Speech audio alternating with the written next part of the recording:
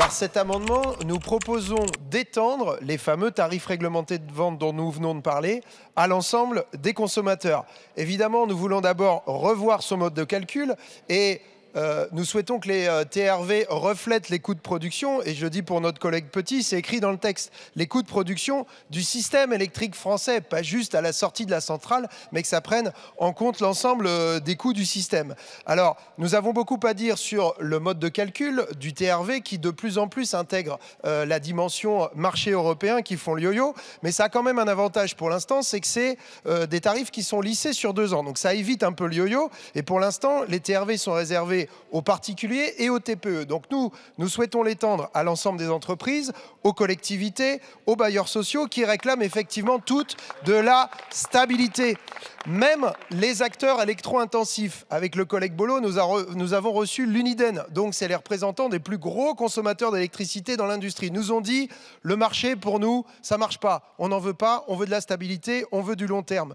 Vous voyez qu'en ce moment, on a une crise géopolitique pour ne pas rentrer davantage dans le détail.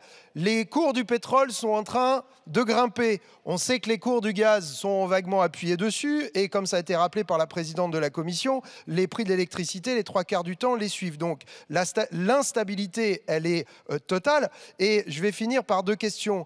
Monsieur le ministre Ferracci, est-ce que vous êtes vraiment pour le maintien des tarifs réglementés de vente? Parce que nous, on propose de l'étendre, mais est-ce que vous allez seulement les maintenir pour les particuliers et les petites entreprises? Parce que la Commission européenne aimerait bien que vous reveniez dessus. Alors pour l'instant, on a eu des déclarations du gouvernement, la main sur le cœur, qui nous disaient nous allons plaider pour le maintien des tarifs réglementés de vente de l'électricité. Mais depuis tout à l'heure, vous nous expliquez que c'est impossible le retour des tarifs réglementés de vente sur le gaz pour la raison que la Commission européenne n'en veut pas. Donc pourquoi est-ce que vous vous pliez devant la Commission européenne quand il s'agit du gaz et pourquoi vous iriez au bras de fer quand il s'agit de l'électricité? Je vous pose la question.